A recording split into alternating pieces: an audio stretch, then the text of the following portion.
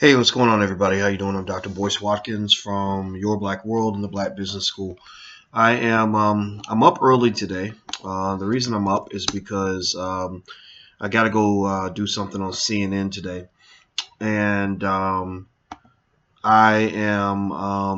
was thinking this morning about this the topic for today. The topic's going to be related to this brother by the name of Gavin Long, aka Cosmo. He had a show called Convos with Cosmo, and this brother was he was allegedly responsible for shooting some police officers in Baton Rouge.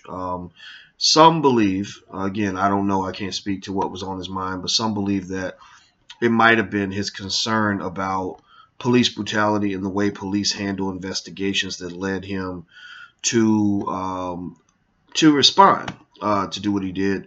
Um, I'm going to try my best to not be too biased one way or the other in terms of what I think about him and what I think about what he did, other than to say that my opinion definitely is that any sort of violence to me is a kind of a last resort.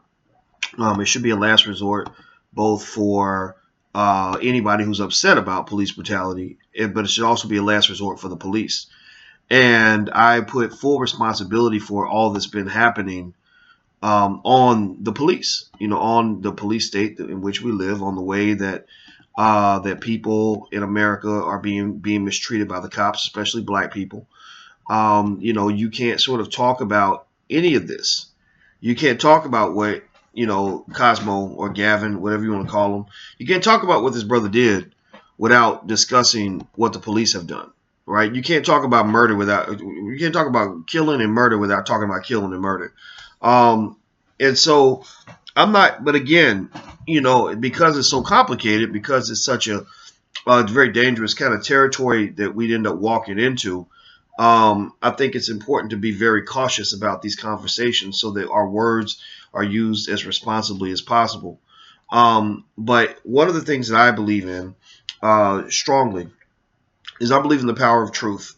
I believe in, just laying it out there, letting people come to their own truths. And so that was why I decided to speak on these emails that I received from this brother.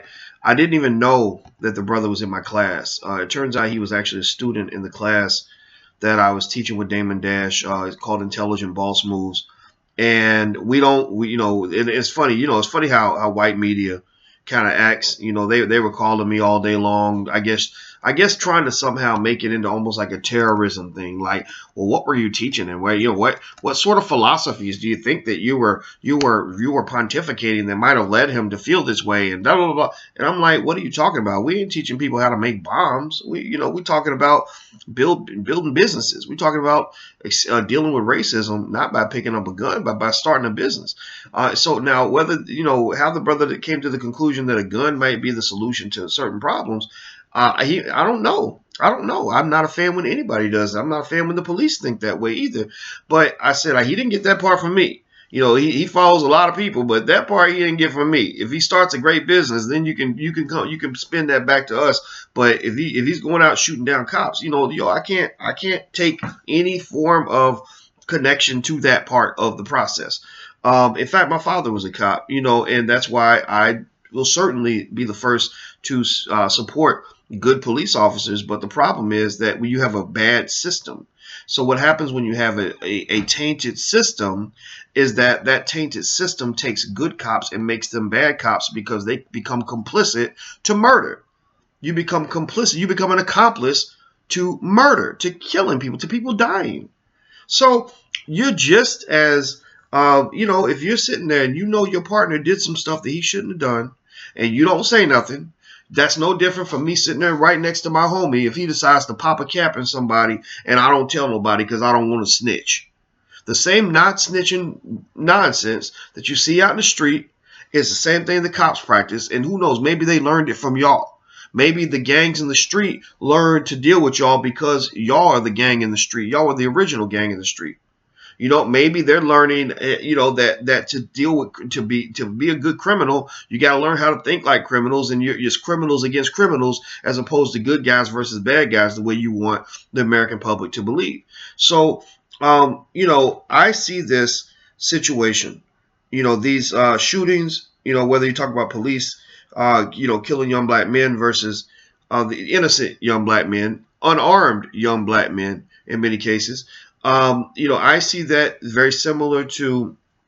I see it like a war. I see it as a war between these elements that are now clashing, because the police have often felt that they can just keep killing black men and not expect somebody to get mad about it. They expect that every time they come in and shoot one of your sons in the head, you're supposed to go and march and pray to Jesus, pray to white Jesus, that he's going to make it go away. That every time they're violent towards you, every single one of us is going to be peaceful in response. The problem is, you know, what your issue is very simple. You have the 99%. You're lucky. You're so lucky that you have the 99.9% of black people who are going to be peaceful, who would never pull a trigger, who would never do anything. But you're going to have that 0.1% of soldiers who are going to say, you kill me, you fire at me, I'm going to fire back. And I can't. Who am I to go pick up the phone and call Gavin up? Let's say I had known that he was going to do this. Of course, I would have talked him out of it. I don't want to see no brother lose his life. But who am I to? How can I explain to him when he says, "Look, Dr. Boyce, they're killing all of us. We're dying all the time. They're firing gun bullets at us all the time. Why can't I respond with a tooth for a tooth or an eye for an eye?"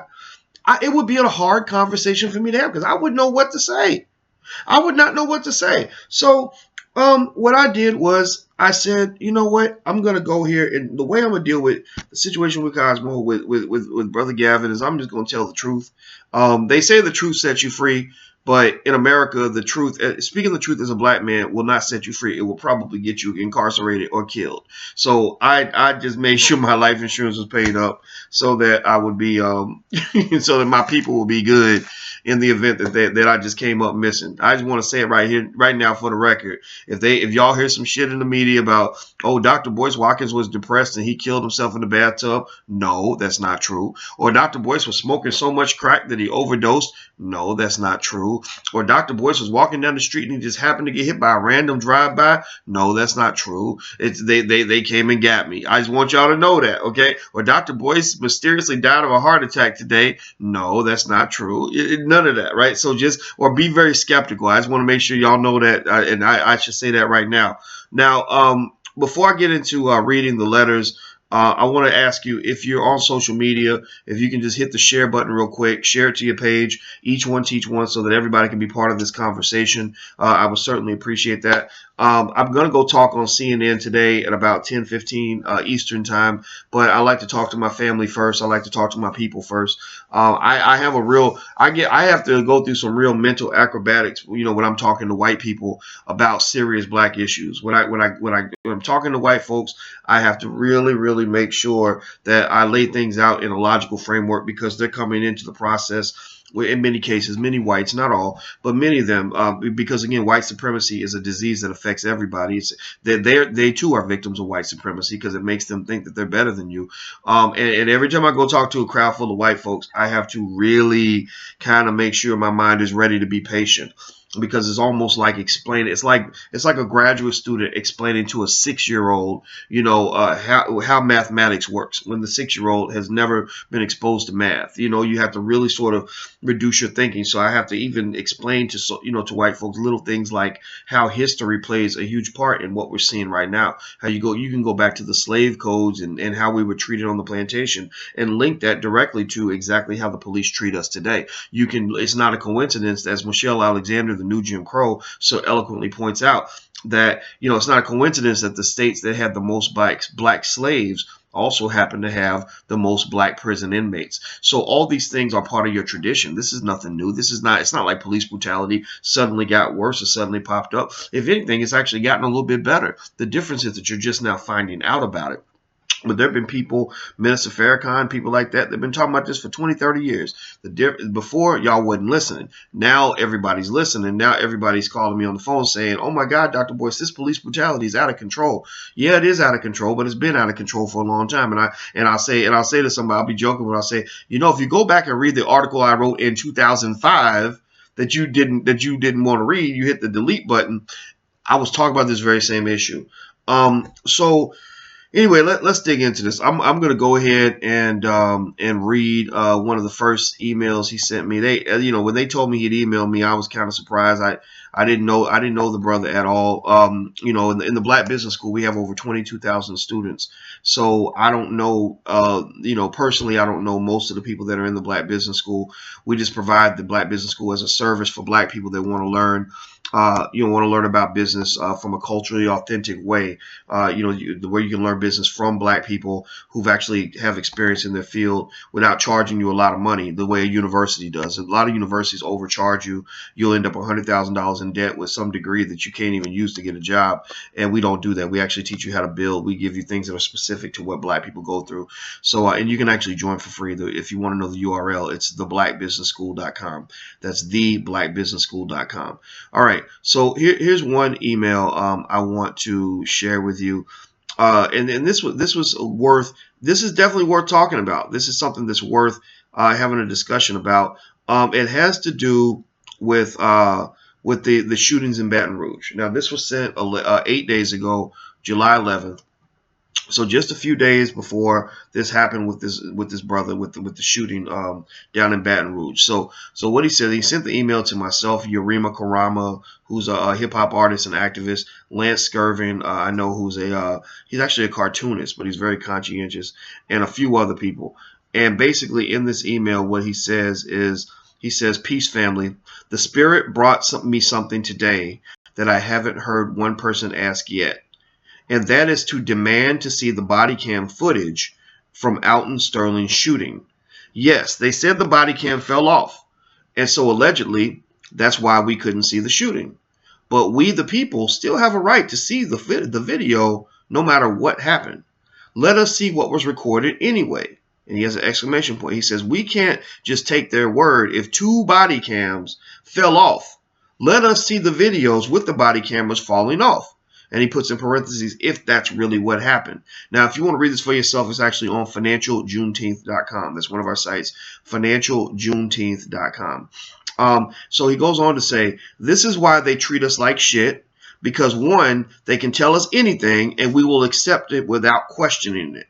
And 2, we don't stand on our rights." He says, "We must stop being," and he puts quote unquote, "adults," meaning that we must regain childlike curiosity. Think about it. Never can you satisfy a normal child with just one answer to his question. The child continues to ask more questions once he receives an answer. However, we as adults just take one answer and walk away with whatever someone gives us. And he says, "Hell no!" Exclamation point. "We must quit this immediately." Another exclamation point. "You continue asking questions until you get to the bottom of it. Question their answers." And then he says, "Get out of that adult mindset," and he puts it in quotes again, "and get back to your childlike mindset," quotes, "where you are still curious, still searching, still seeking. That's how we're supposed to be forever." He says, "Remember," let me give you a second. He says, "So remember this principle for the next incident, for the next time they want to give you their half-ass answers." He says, "Question everything, even the answer they give you." Now, I read that to you guys, and the reason I wanted you to hear from him directly is because no matter who the person is, no matter what happened, everybody deserves a chance to speak their piece, for you to hear their point of view. I can say that reading this message, I don't see anything crazy about it. There's nothing in it where I would have read it and said, "Woo, this guy's deranged. He's going to go off and hurt somebody." I think that he's right. I think he actually has a point right there, that we should ask these questions. And who knows? Maybe if they had released the body cam footage, this is real. This is real talk. I don't know how people are gonna feel about this, but it's true. If they had released the body cam footage, then these other things would not have happened. Gavin wouldn't have felt as frustrated. Now, I'm not here to say that that it's okay what he did, but I can say that if if the police want something from me and I tell them no, I'm not going to do it, they're going to probably retaliate with violence. They're going to come at me with some sort of force to force me to do what they told me to do. And so I think in this particular case, which is really interesting, when you look at Gavin's past, the brother has military experience. He was a soldier, I think, in the Marines.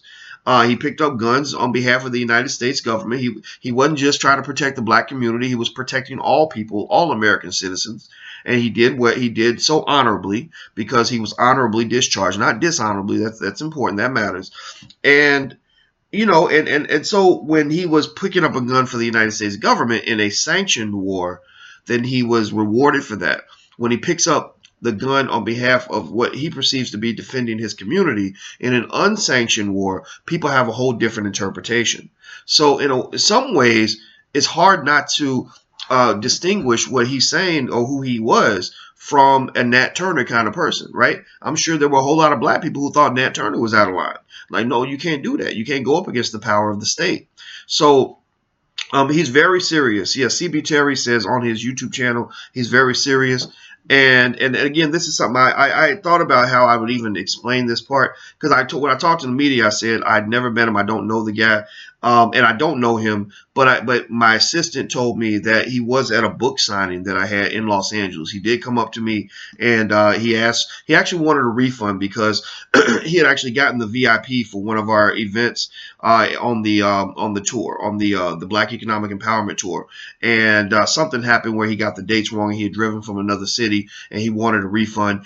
And when I really think hard about it and try to remember, I do remember he was very serious. It was like, okay, I'm going to get this brother his refund because he does seem like he really wants it. But he was very respectful in the sense that, he sent us an email, said, thank you. I'm a huge fan. I respect what you're teaching the black community. So that's just, for full disclosure, that's what went down. It wasn't like we went out and had a beer, or I don't even drink beer, or soda, or talked for a while. But none of that happened. It was just, but I did actually shake his hand and meet him, and he did stand in line to do all this stuff. And I'm sure that those who don't understand black men are going to flip this into some sort of, terrorist kind of thing. Like, oh, you're inspiring these so-called terrorists to come out and do whatever. And it's like, no, I don't talk about guns. I don't have a gun. That doesn't even come up in conversation except here's why I talk about guns. When I do talk about guns, I ask questions like the one I asked a brother I met from Chicago who told me he was a former gangbanger. I said, where are all these guns coming from?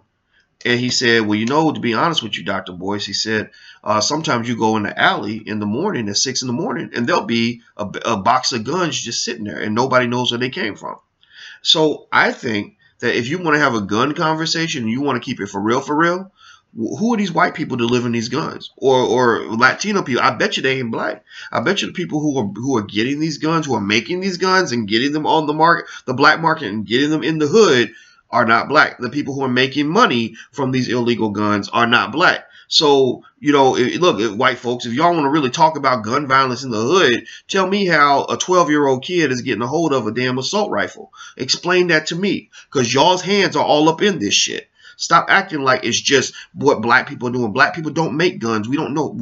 I don't know a single black gun manufacturer anywhere. I don't know a single black person who grows coca leaves in their backyard. But yet somehow in these cities, cocaine just ends up in the black communities all the time, very easily transported to these hoods. So get real. I mean, shoot, if you're going to have a conversation, if you're really trying to dig to the truth, I'm not a stupid man. I'm educated, so I'm a two, but you don't need to be that smart to know that 2 + 2 should be 4, not 76.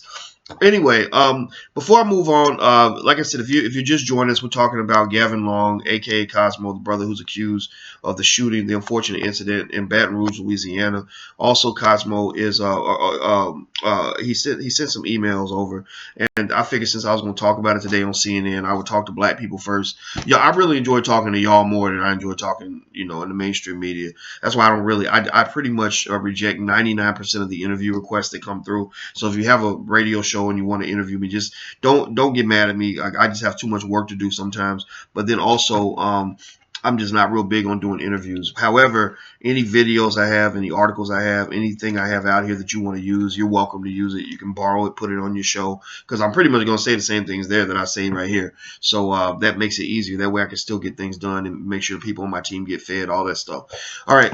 So the other thing, too, is if you haven't picked up a free e-copy of my book, It Takes a Village to Raise the Bar, you can do so at drboycewatkins.net.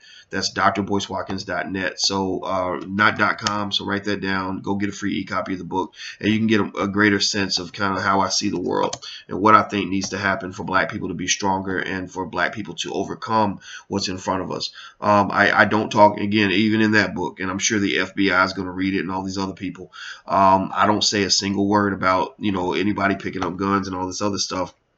But I do talk heavily about black people understanding the value of family, black people relearning the value of independent entrepreneurship, black people taking education as a cultural norm in our community to the point where it becomes the most serious thing that we do, where we teach ourselves as opposed to letting other people teach us. Because that's one of your problems right now is you hand your babies over to their oppressor. Thank you for typing that in, Shanita. I appreciate that, because sometimes I have to type in the URL and it distracts me. But actually, if I mention the URL, if one of y'all could type it in, that would be real cool. Thank you. But it talks about education. Actually, Minister Farrakhan and I did a forum in 2013 that was 2.5 hours that we videotaped. It's still available online if you want to go buy it at some point. I don't have the URL, but it's out there. And basically, what we did was we talked about those 4 tenets. I wrote up, kind of my thoughts on these issues, and I asked the minister. I said, "Would you grace me with 2.5 hours of us talking about these 4 areas: wealth, education, family, and community?" And he was gracious enough to do that, and it was amazing. It was an awesome conversation. Now, Keisha's asking, what is the app name?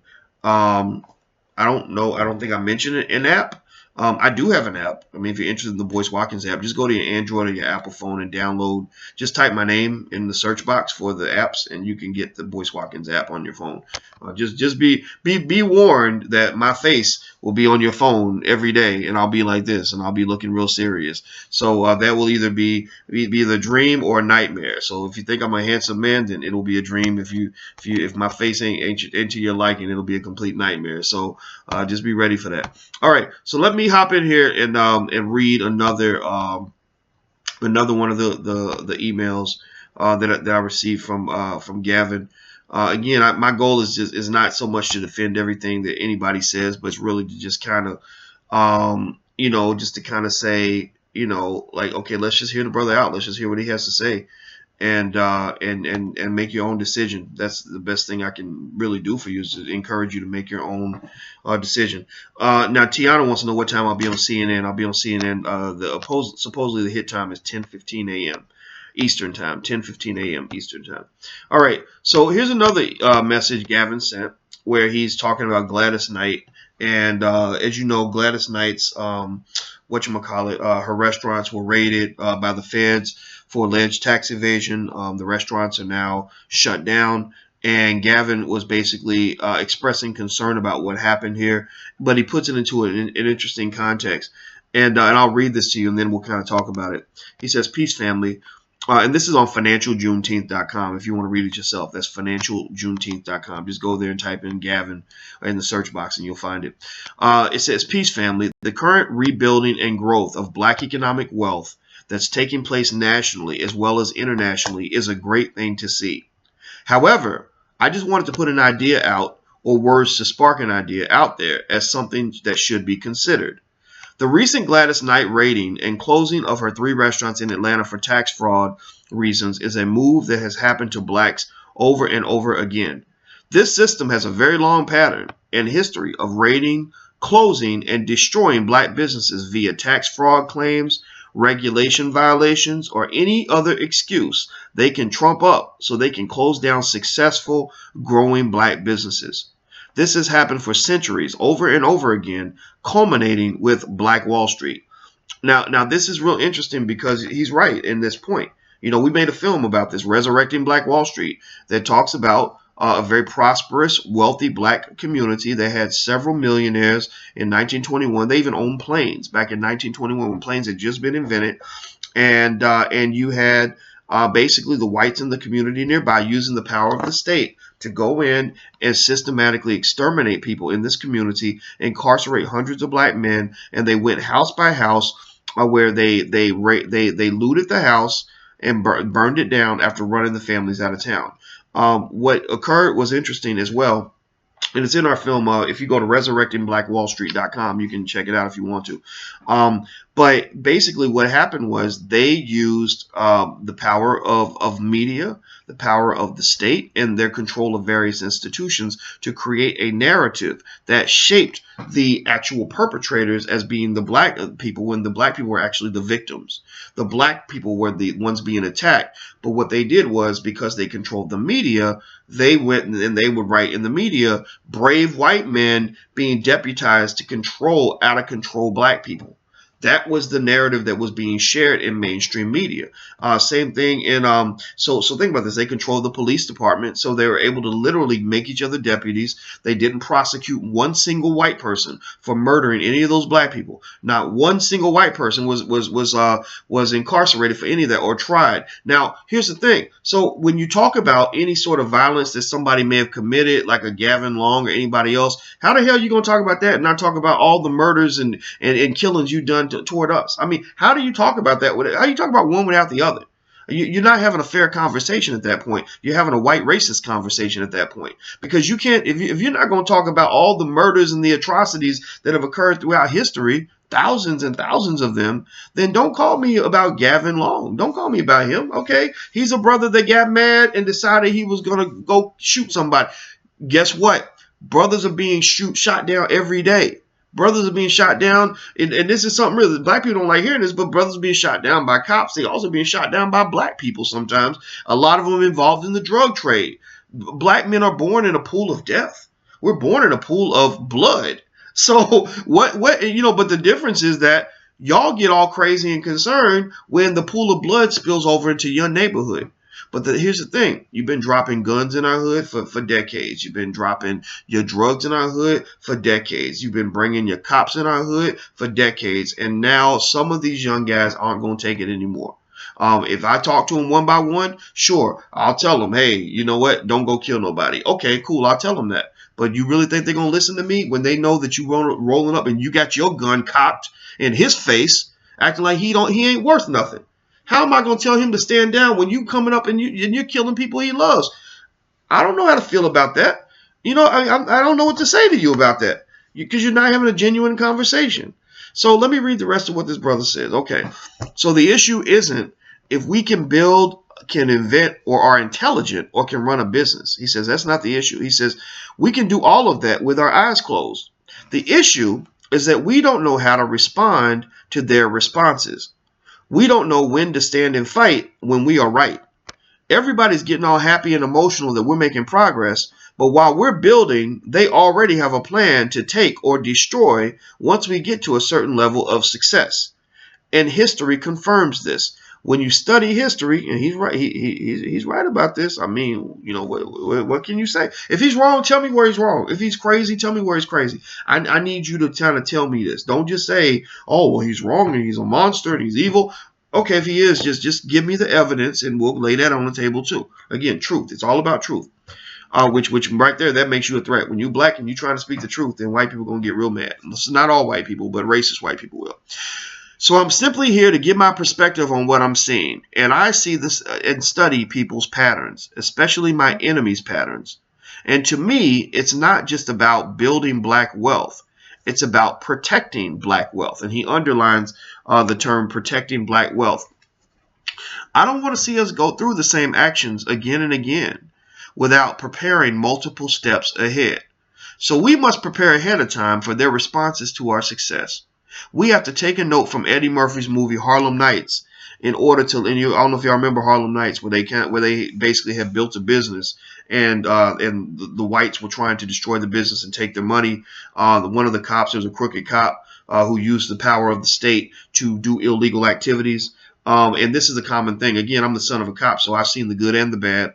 So I'll be the first to say that there are a lot of good cops out here, but I'll also be the first to say that there are a lot of cops out here who don't need to have a gun and a badge, who are just literally lunatics who want a little bit of power. Far crazier, far scarier than this brother will ever be. I mean, this brother had to be, something had to trigger his reaction. There are a lot of cops out there when you ain't got to trigger shit. They'll come in and they want to shoot you just because you're black. You don't have to trigger anything. So anyway, moving on. So we must prepare ahead of time for their response to our success. We have to take a note. Okay, I already mentioned that part. From Eddie Murphy's movie Harlem Nights, in order to respond to opposition. Basically, what I'm saying is that if we don't have a group of individuals who are ready to put skin in the game, then what we are about to build and are building right now will be useless because the system already has their response lined up for our success. So the question is, what will we do once we get the success? There are multiple solutions and ways of going about this, but this conversation is something to think about as we continue to excel. And then at the end, he says, this shit ain't chess, or sorry, this shit is chess. It ain't checkers. So there you go. So that's the second message that he sent. And so, I mean, again, if you're gonna be critical of him, you have to be critical on the magnitude of his reaction. You can't be critical on the logic that he has in what he's saying. You can't really, I mean, you really can't sort of undermine the fact that it sounds like he's an intelligent yet frustrated young black man who felt in his mind that this was a situation that called for him to feel the need to go to war. The United States government does that all the time. They sanction wars around the world. They like to go declare war on people so they can go steal their stuff. And maybe it'd be different if this brother had gone and shot some people so he could go rob somebody, right? That's what they're used to. Here's what they're used to. They're used to black men picking up guns to kill another black man so they could go take his stuff and do something illegal, get some crack or whatever. They're not really used to an intelligent black man concluding that he has to respond to violence against his community with violence against the people that perpetuate the original violence, right? And again, I'm not going to sit here and say one way or the other. I'm going to let you decide if you think the response was appropriate. But I do think that the truth is something that has to be laid out there, period. Now, before I move on, if you haven't hit the share button, please share this to your personal Facebook page, your Twitter. Let other people hear this conversation. It's wide open. I'm sure the feds are watching. I'm sure the media is watching. So if you're from the feds or the media, then you're welcome. We have nothing to hide. Also, if you want a free e-copy of my book, It Takes a Village to Raise the Bar, go to drboycewatkins.net. That's drboycewatkins.net. All right. So anyway, here's the last message I got from Gavin. Now, in case you don't know or you just tuned in, we're actually going through the messages. I just decided this morning. It literally hit me while I was sleeping. I said, instead of just talking to CNN about this, where I don't always feel entirely comfortable. It doesn't bother me going into media. I've done a lot of these interviews, but it's just I don't really necessarily know how to feel about trying to explain to a bunch of people who never get it why black men are angry, why there are some brothers out here who just feel like they have nothing to lose. And I've always believed that the man who in the room who has nothing to lose is the most dangerous man in the room. And so, and also what I see when I see Gavin and I see Micah X Johnson, the brother down in Dallas, who also responded with gunfire against police. I see young black men who could have been anything. These guys were veterans. They had some type of discipline, and it's kind of like, wow, you really pushed these guys to the brink, to the point where they felt compelled to use their military strategy in a way that ended up costing them their lives. Maybe if you had been more inclusive, maybe if you hadn't worked so hard to marginalize and destroy these men, maybe they could have been great soldiers for you. You see, racism is not just a mental illness. Racism is a mental illness that creates other mental illnesses, right? I've seen a lot of black folks just go crazy because racism drove them to the point where they just lost it, right? So racism is a mental illness that breeds other mental illnesses. It's also something that it's a social disease that is incredibly costly to American society.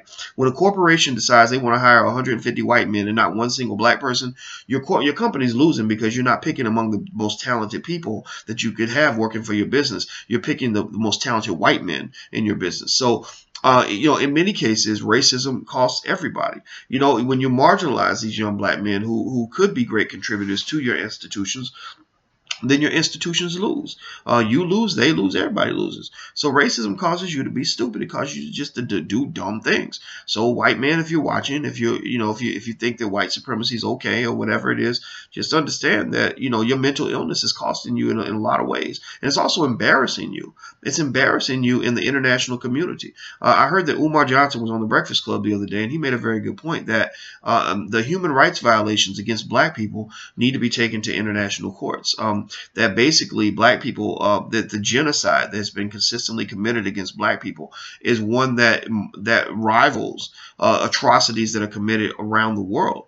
And so, at the end of the day, America has almost no ability to exert any sort of moral authority around the world because y'all a bunch of crazy ass racists that run around shooting up everybody that makes you mad, and then you somehow act confused when other people respond to you the same way you've attacked them. In fact, I would even argue that the response of some of these angry young black men is really not even a fraction of the original attack. Right, so they attack these young brothers at level 12, and when a brother responds at level 1, they go crazy. They act like that's just the most appalling thing they've ever seen. And I'm like, no, I mean, it's human nature. I like to quote this part. It was actually a really smart quote. It was in a movie, but I like to quote. It was in Denzel Washington's movie Crimson Tide, where he said that the enemy of war is war itself.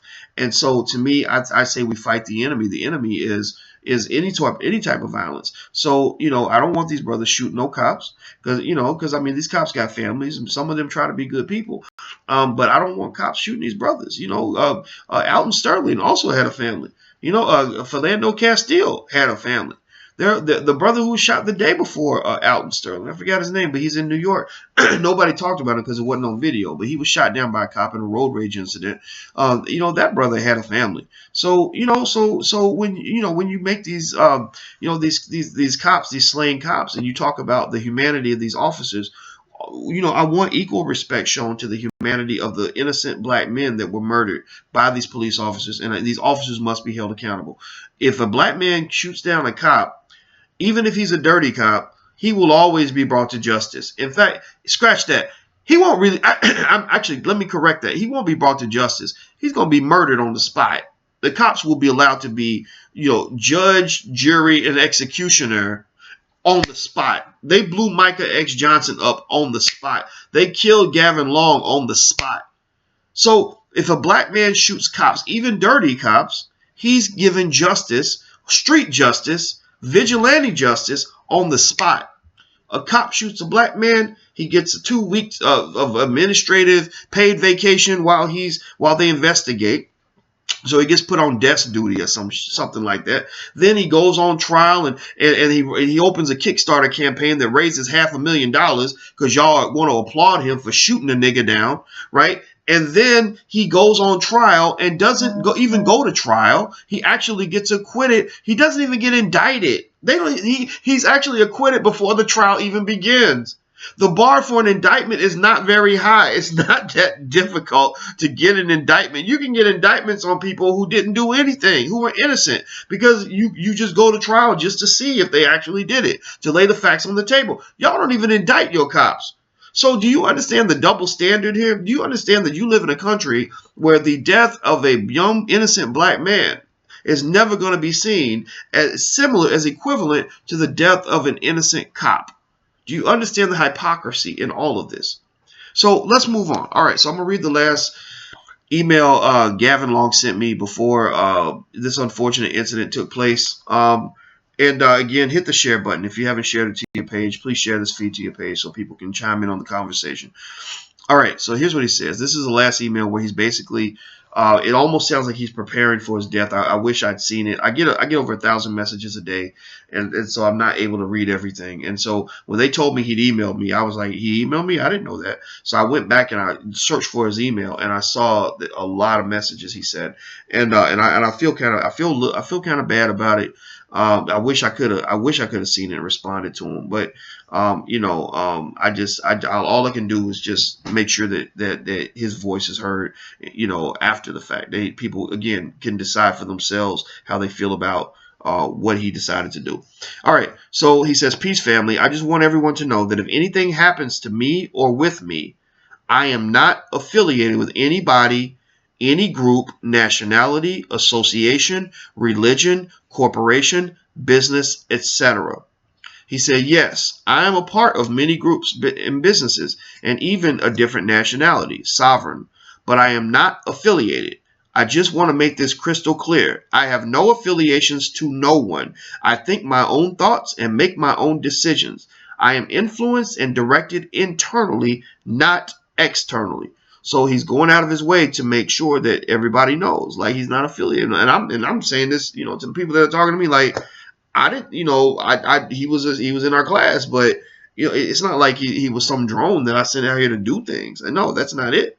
So anyway, moving on. Also, if you guys have time, I have videos on my YouTube channels that you guys can save to your computer just in case anything happens. Because, of course, the mainstream news loves to assassinate the righteous man's character. So for me as a man, protector and provider, and spiritual being, he puts this in parentheses, and me knowing my role as a man, my duties as a man, and that I determine my destiny and no one else. I am taking this earth plane existence day by day and even hour by hour because anything is possible from here on out. Also, you can go to my website and download my episodes as well, which my latest episode was coincidentally named Standing Up When You Know You Are Right, which I recorded the day before Alton Sterling's murder. So as usual, it is normal for me to be ahead of physical manifested events that occur. You can also check out my video about fear not being real. I recorded before the Dallas event. YouTube video is named We Are Built to Overcome Fear. Lastly, I am implanting this in you. You will win this war, not with your actions, but with your responses to their actions. This means individually in your everyday life and as a people. I love my people and the black woman more than I fear any physical entity. And he puts these in quotes. He says, I love you all. Remember, you are not the body. You have a body. He says also the word. He puts a series of quotes down here. It almost sounds like he is sort of, putting, just kind of laying things out. It does sound like if I had read this, I definitely would have been a little bit concerned. He says, the worst thing a man can be is comfortable. Then another quote he puts is, the only thing missing from your life is you. He says, every test is your testimony. Another quote is, look up, get up, and don't ever give up. And then he has links to his YouTube channel and stuff like that, which apparently I'm sure have been taken down, seized by the feds, all this stuff. And it's up to you to decide if you want to go take a look for yourself. Everything that I've mentioned to you is on, his website's gone. All this stuff is gone. Everything I mentioned to you is available at financialjuneteenth.com. So, go and, take a look. And again, I'm not telling you what to think. If you think he's a horrible person, I'm not going to disagree with you. I'm not going to fight with you. If you think he's a wonderful if you think he's, a wonderful person, I'm not going to fight with you on that either. I'd say it's okay to, make your own conclusion, because we know for a fact, we know that how the media has lied to us. We know how the media has manipulated us. So we know how the government's lied and manipulated us. So, I don't think that there is any sort of reason for us to believe that any of these entities are capable of teaching us anything that makes any sense. So anyway, I'm about to get to work. By the way, if you want a free e-copy of my book, It Takes a Village to Raise the Bar, you can go to drboycewatkins.net, not .com. That's drboycewatkins.net. Also, if you happen to want to order a copy of Hidden Colors, the new film by Tariq Nasheed, I heard Tariq is getting heat also because I think the brother also followed Tariq.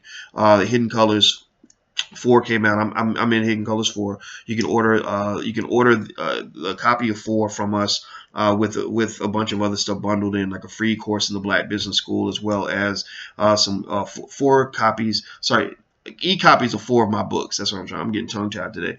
But e-copies of 4 of my books, and also Tariq comes through the Black Business School and does a lecture on how he built his film empire. So that's what we're all about. We're about teaching business development as an opportunity to escape oppression. If you can control the flow of your money, then you can control the flow of your destiny. So you can check out the Hidden Colors Bundle Pack at hiddencolorsbundlepack.com. That's hiddencolorsbundlepack.com. If you want to order the whole set, all 4 copies of Hidden Colors, you can go to hiddencolors1234.com. That's hiddencolors1234.com. So feel free to check that out. I believe personally that Tariq's films should be in everybody's house.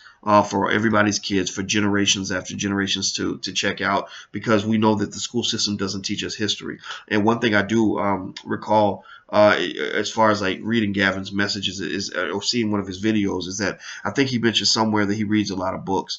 And again, I'm not saying that that should lead you to the conclusions he came to, but maybe that's why he thinks a little bit differently, is because he read so many books about Black history. And the problem with Black history, in the sense that we've been lied to so much, is that when you find out the truth, it's hard not to be mad. It's hard not to be angry when you find out that Black babies were once fed as alligator bait. It's hard not to be mad when you find out that the history of what they used to do to our people, as far as the rapes and the castrations and things like that. So now Henry is mentioning PTSD, post-traumatic stress disorder. It's possibly true. I mean, not only do military veterans have it, but actually a lot of our kids growing up in urban communities have it, because after the government started putting crack cocaine into Black communities and all the weapons that came along with it, a few things happened. Number one, you had scores of Black people who were being incarcerated over drugs. You had scores of Black people who were getting addicted to the drugs. You had lots of Black people who were being killed over the drugs. And then you have the survivors who were traumatized by everything they saw. My mama was hooked on crack. My daddy went to prison for selling crack. My brother was murdered on the street selling crack. So all these things lead to survivors really having this PTSD thing. And again, this is all created by white supremacy. If Black people were operating in a vacuum, none of that would have occurred. And so I think that if you're going to talk about Gavin Long, all I'm asking is that if we're going to talk about the truth, you need to talk about the whole truth. If you can't talk about the whole truth, then don't even talk to me. So I will tell you this. That's why I'm not doing interviews with media outlets like Fox News, because I know Fox News isn't going to tell the whole truth. They want to try to look at things in a vacuum in a way that's biased, and it's ridiculous. It's a joke. It's a circus. In fact, I feel bad for any Black person that feels like they have to go on Fox, because I'm sitting there thinking, wow, you're so thirsty for media attention that you'll go talk to these coons. That's what the Fox News. Bill O'Reilly's a damn coon. He's ridiculous. I think we should take that coon term and start flipping it on the bigots and stop using it, I guess, toward ourselves, right? But maybe for Stacey Dash, maybe you can save it for her too. I don't know. I'm just being silly, but in all seriousness, at the end of the day, I'm just kind of like, why y'all going on Fox? Like, what? I mean, do you really think they're going to have a fair conversation with you? Do you not know what you're dealing with, who you're talking to? And so maybe it's because they can't figure out how to talk to their own people in their own way. Maybe they need that external validation from white folks. Maybe they want that Fox News money. I don't know. But personally, I think that I don't think we have to waste time having conversations with people who don't have a genuine interest in being truthful and fair. If they can't be truthful and fair, then the conversation doesn't need to happen. You just talk to the people that are going to empower your community, build your own businesses, educate your own children, and strengthen your own community. Let's circle back in, go back to the core, make ourselves strong, and that way we can interact with the world in a way that does not perpetuate Black inferiority. It perpetuates Black strength. And it's okay to want to be strong and to love yourself. And it ain't got nothing to do with hating white people or hating cops or nobody else. It's about loving yourself. But unfortunately, because people have trained you to hate yourself, and because so many people profit from your oppression, just the very idea of you standing up becomes a threat to everything they believe, everything they know, everything they have. So just be ready for that. All right, guys, I'm about to get out of here, and I will see you guys on CNN in a little bit. And thanks for checking this out. Talk to you later. Peace.